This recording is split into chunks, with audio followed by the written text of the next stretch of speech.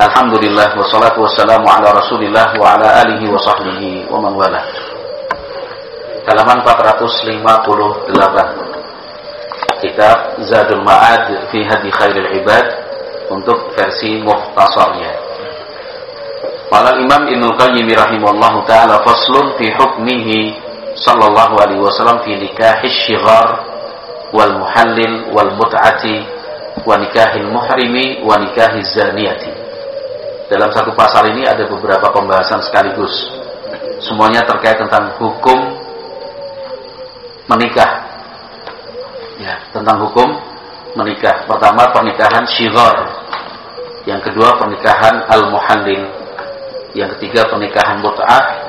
Yang keempat pernikahan untuk yang sedang ihram. Kemudian yang kelima menikahi seseorang yang melakukan perbuatan zina. Qala rahimallah amma shigharu fa fi sahihi Muslimin. Tentang pernikahan shighar disebutkan dalam Sahih Muslim Ani bin Umar marfu'an, dari sahabat Ibnu Umar. Marfu'an itu sampai kepada Nabi Muhammad SAW. Beliau bersabda, la shighara fil Islam. Tidak ada pernikahan shighar di dalam hukum Islam. Karena dulu di masa jahiliyah pernikahan shighar itu umum dan lazim dilakukan. Apa itu pernikahan shighar? Qala rahimahullah wa fihi, di dalam riwayat itu disebutkan wasyigharu an yuzawwija ar-rajulu ibnatahu ala an yuzawwijahu al-akharu ibnatahu wa laysa bainahuma sadaqun.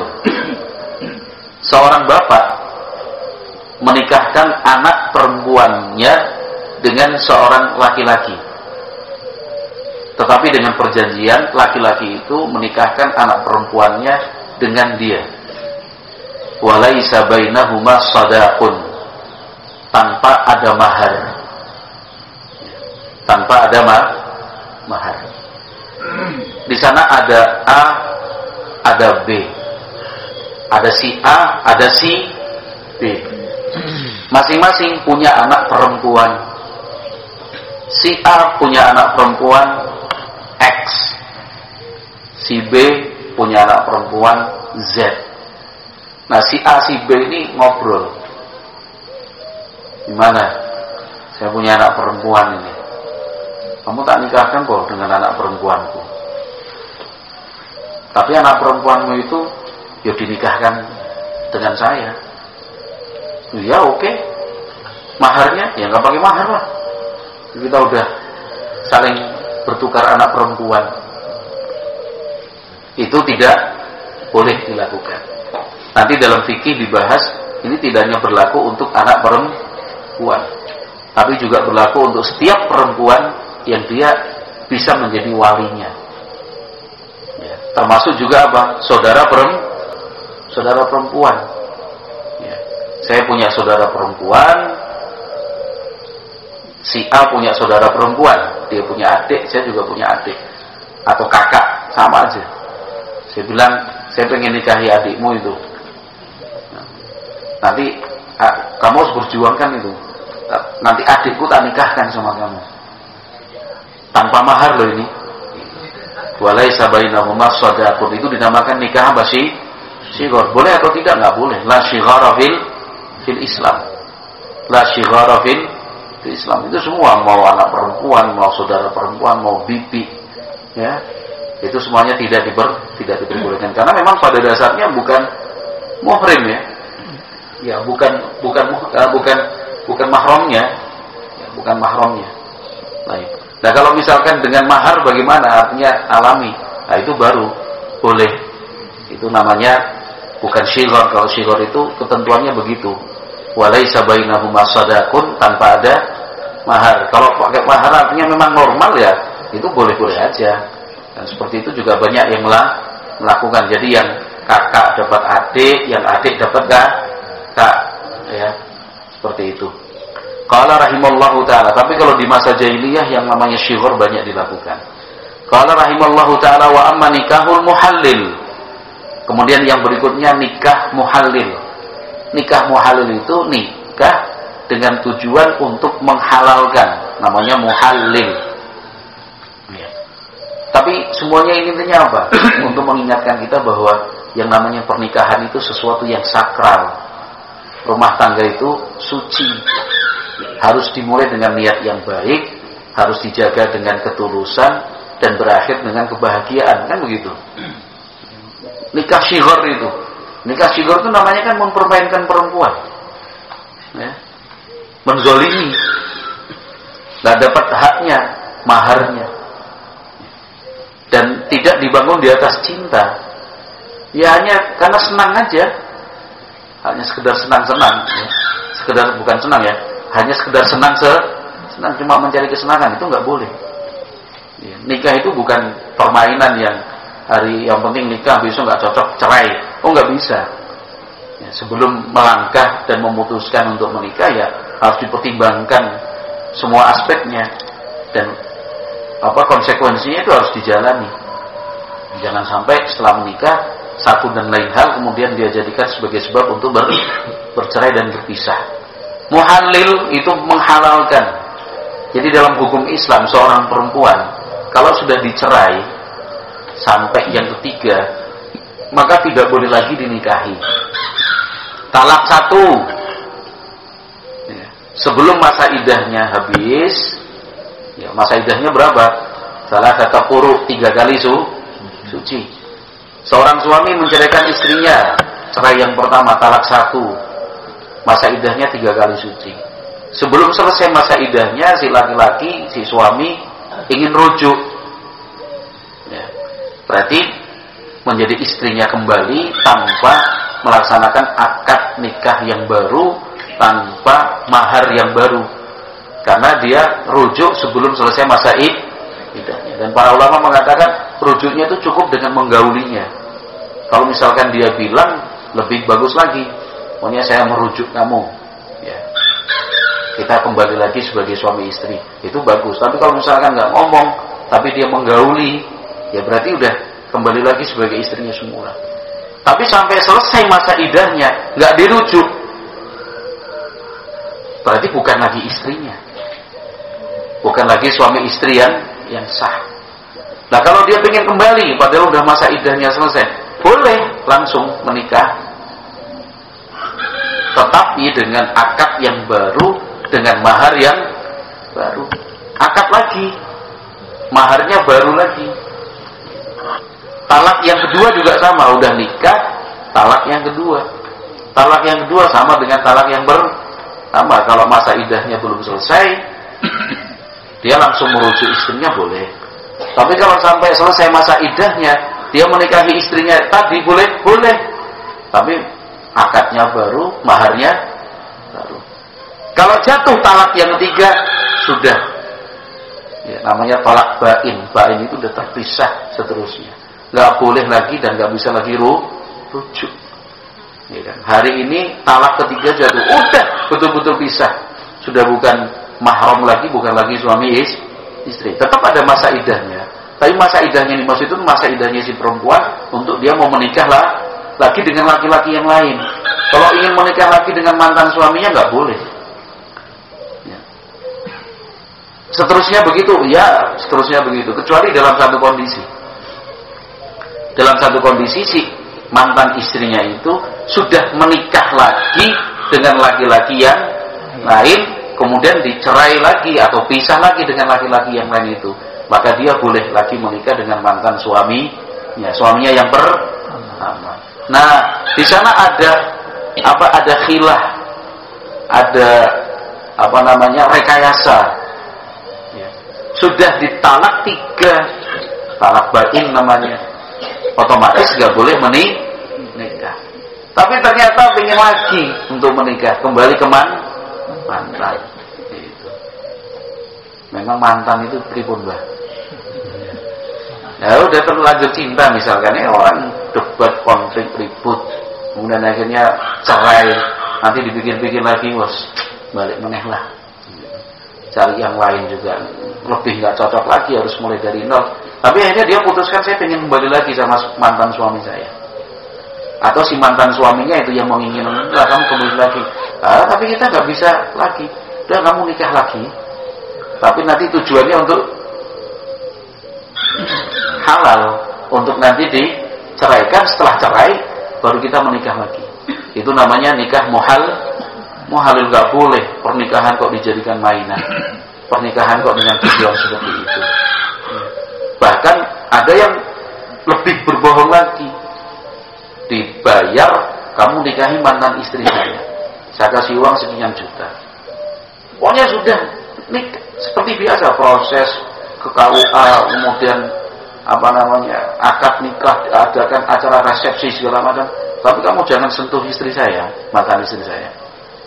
Itu sampai bohongnya seperti itu. Dan yang penting orang tahu kalau mantan istri saya sudah menikah lagi dengan laki-laki lain. Ya nanti kira-kira berapa lama, sebulan 2 bulan, pokoknya ceraikan lagi istri saya kasih uang sekian puluh juta. Tapi ada juga yang kebablasan Pak Dadang,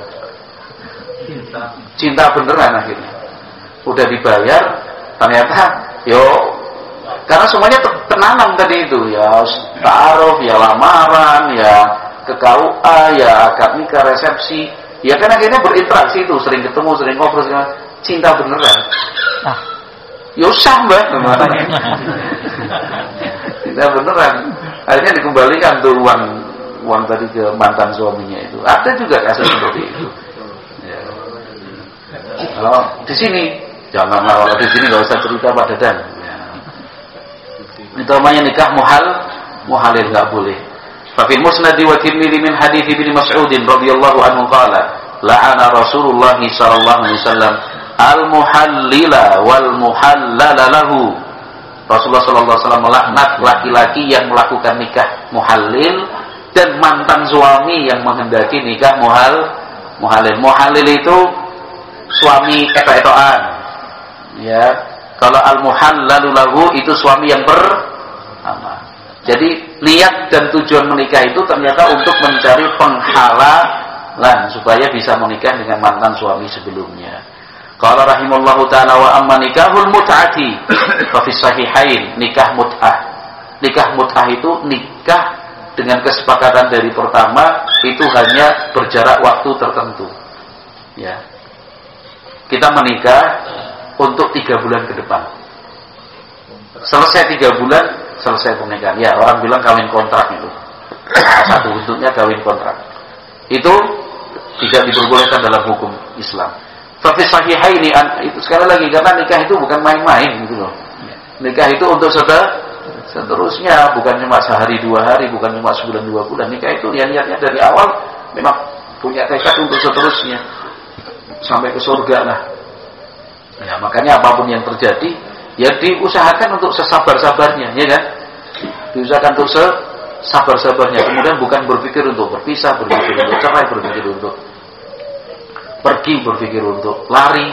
Nggak ada opsi itu. Opsinya adalah ya sabar, karena nggak ada yang sempurna. Jangan sampai seorang suami akhirnya nggak tahan, dia pengen cerai. Kenapa? Bojoku cerewet. Ya memang perempuan dimanapun ya cerewet. Perempuan pendiam itu yang aneh malahan.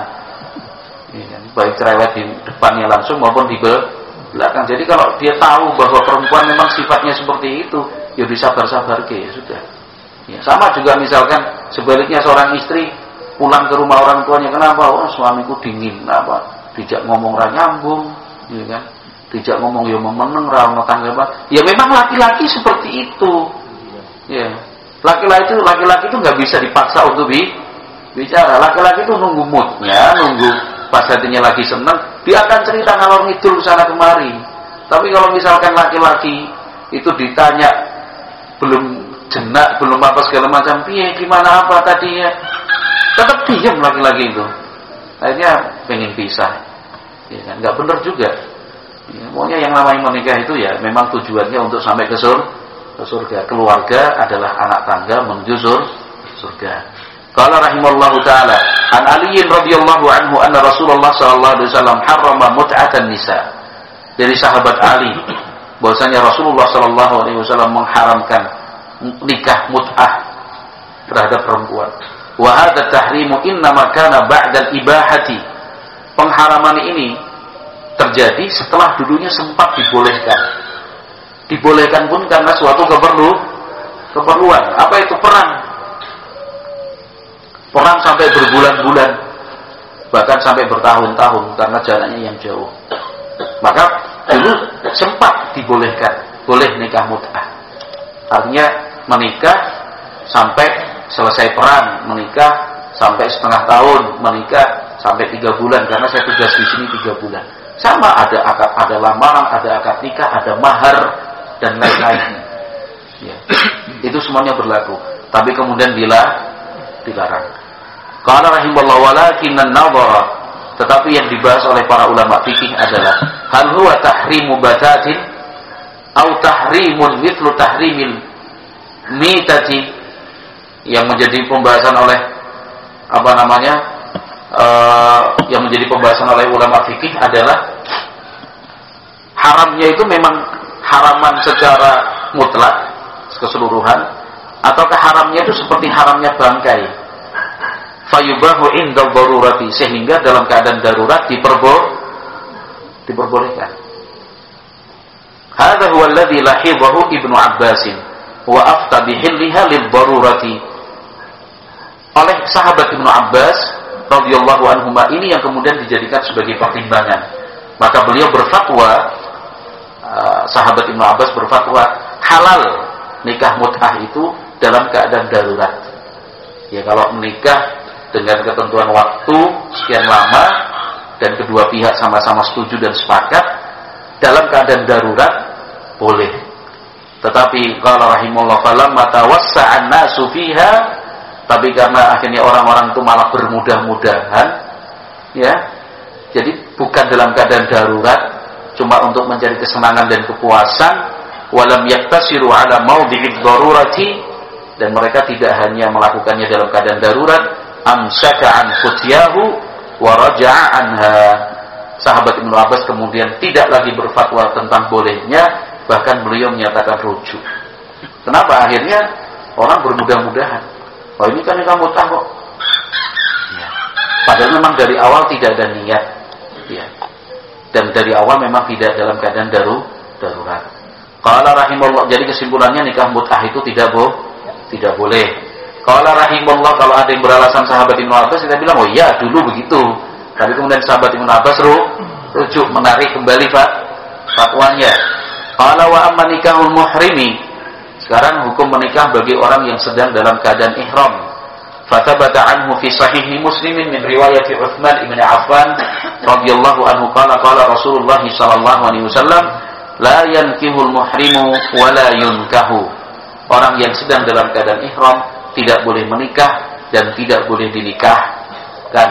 Ya, baik dia yang jadi yang menikah maupun sebagai walinya, laki-laki mau perempuan tetap tidak boleh dalam keadaan ihram.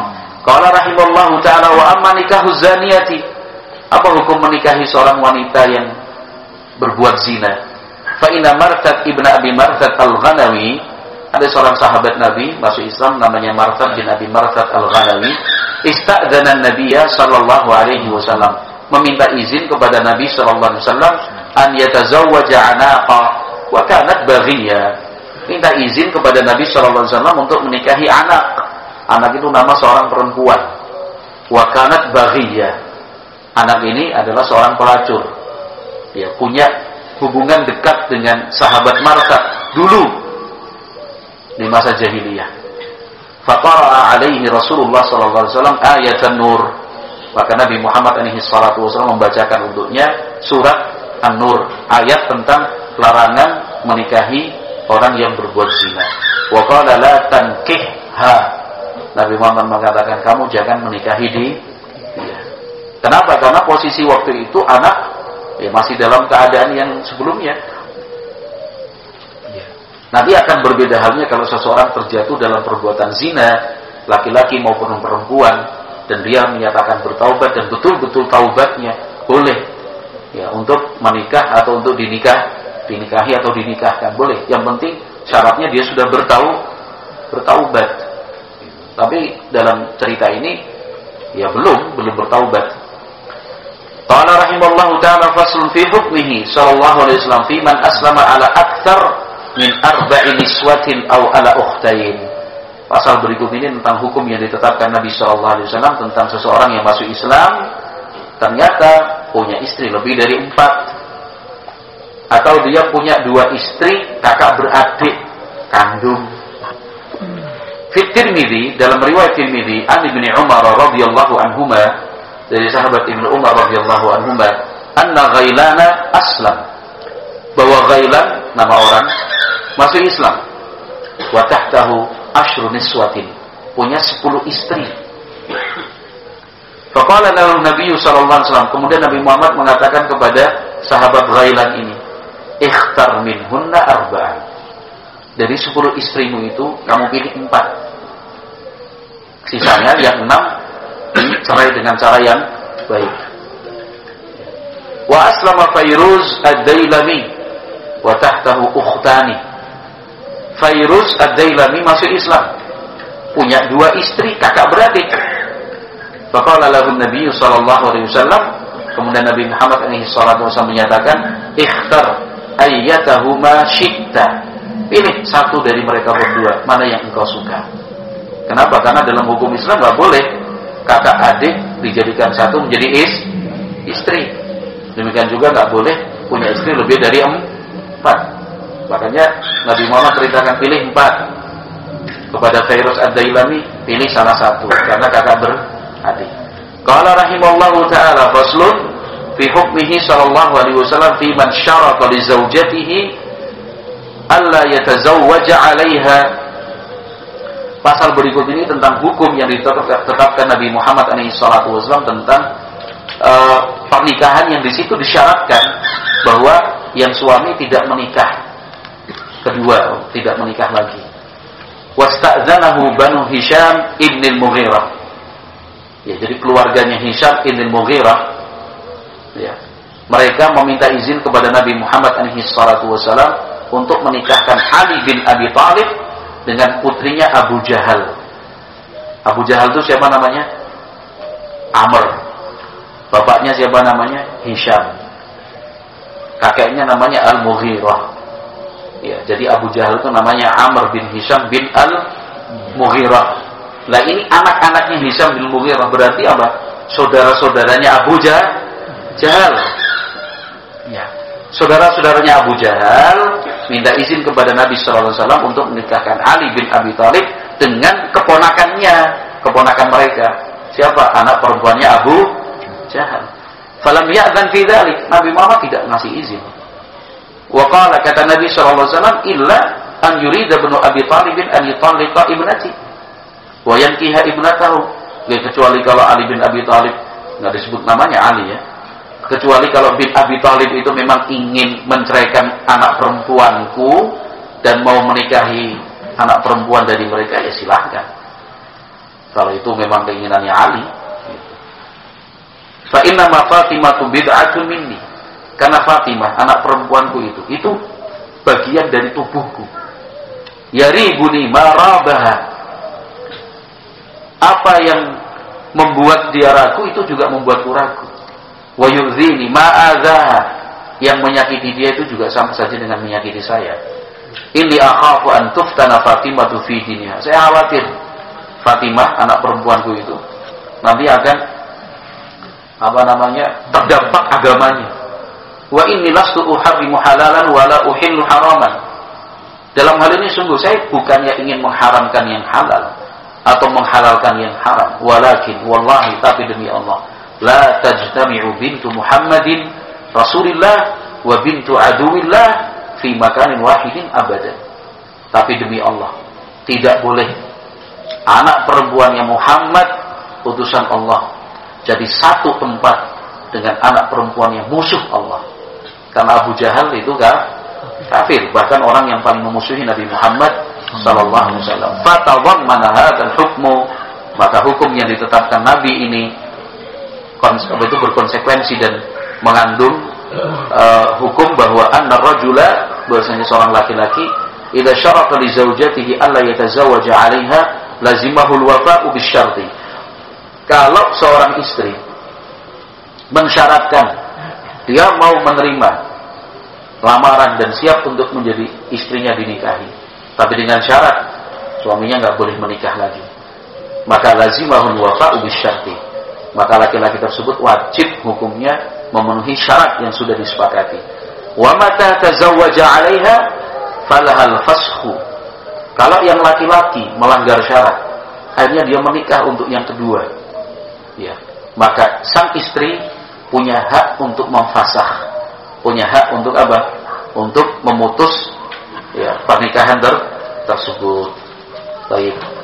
Wallahu a'lam bishawab. Satu lagi, qala rahimallahu ta'ala faslun fima hakama Allah subhanahu bi tahrimihi minan nisa'i ala lisani nabihi sallallahu alaihi wasallam. Ini tentang mahram, ya, perempuan-perempuan yang tidak boleh dinikahi. Siapa itu? Harramal ummahat, enggak boleh menikahi ibunya sendiri.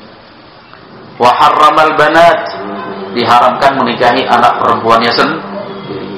Wal akhwat, dilarang menikahi saudara perempuannya. Min kulli jihatin, dari arah manapun, sebapak, seibu, sebapak, seibu, nggak boleh pokoknya. Ini kalau namanya nikah apa incest, ya kan? Ya, ini dilakukan dan sampai sekarang masih ada yang melakukannya.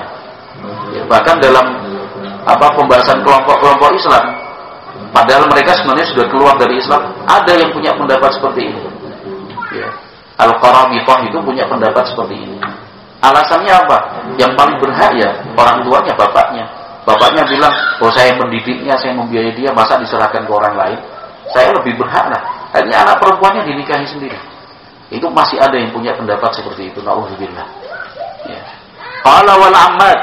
Al-ammat itu tante bibi dari jalur bapak. Wal khalat, tante bibi dari jalur ibu. Wa banatul akhi, keponakan, anaknya saudara. Wa banatul ukhti, keponakan dari jalur saudari. Ya, anak-anaknya saudara dan anak-anaknya saudari. Enggak boleh, keponakan enggak boleh. Qala wa harramal umma minar radhaati. Ibu yang menyusui itu juga enggak boleh dinikahi. Ibu yang menyusui, ya, ibu susuan namanya, bukan ibu kandung. Bukan ibu kandung. Ibu yang sempat menyusuinya. Wa idza saratil murdi'atu ummahu, kalau perempuan yang menyusui itu menjadi ibunya, sara sahibul labani abahu, maka otomatis suaminya, suami dari yang menyusui itu adalah abahu. Apa artinya abahu? Ya bapaknya, jadi mahramnya juga.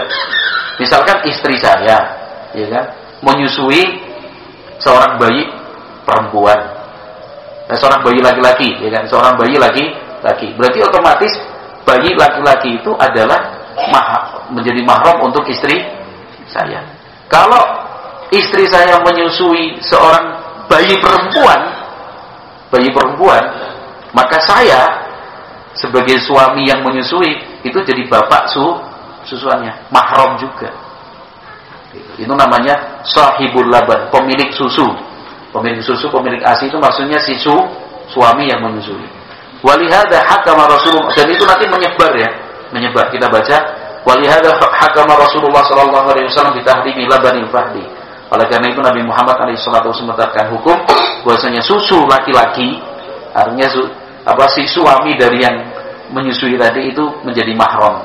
Falazima min dzalika, maka konsekuensinya an yakuna ikhwatuhuma wa akhwatuhuma khalatin lahu wa ammatin. Maka otomatis saudara-saudarinya si perempuan yang menyusui dan saudara-saudari suami perempuan yang menyusui itu menjadi paman dan bibinya yang disusui.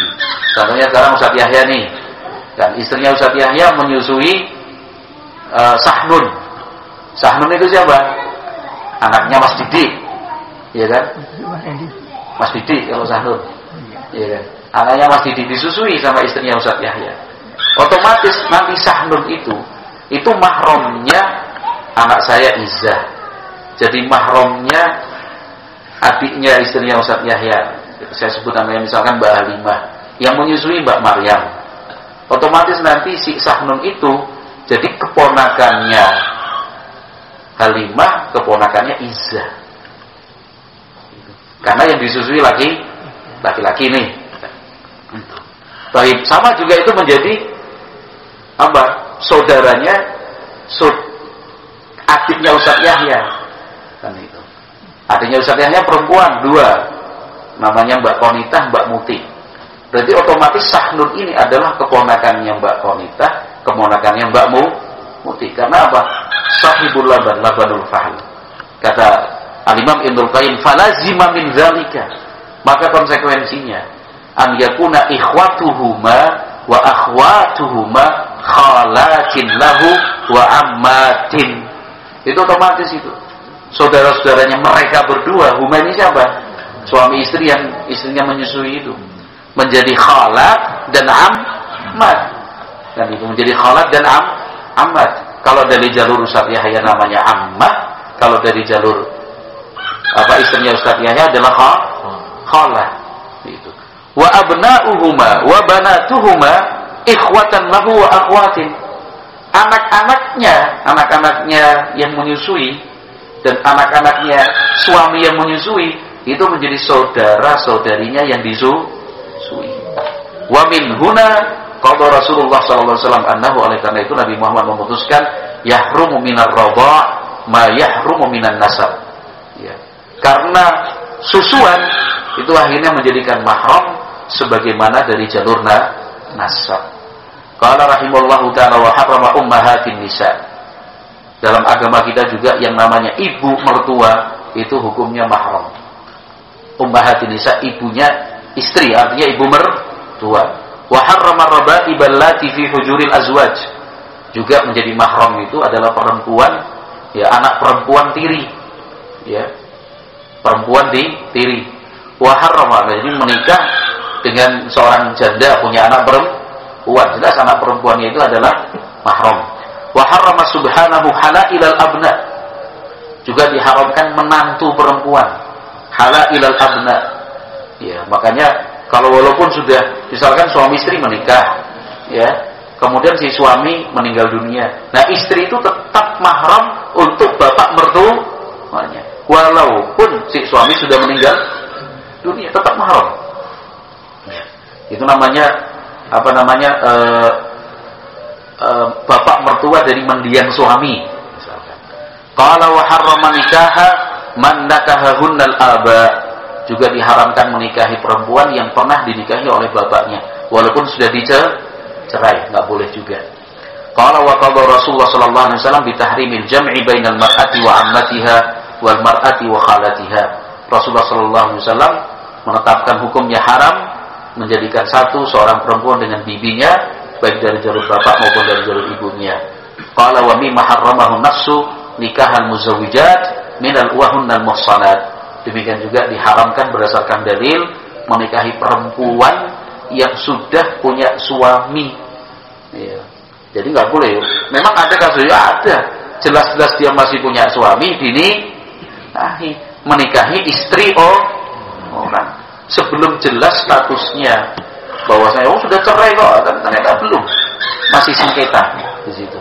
Udah pisah kok, tapi ternyata secara hukum syar'i belum, nggak boleh. Ya, apalagi sampai jadi merebut istri orang itu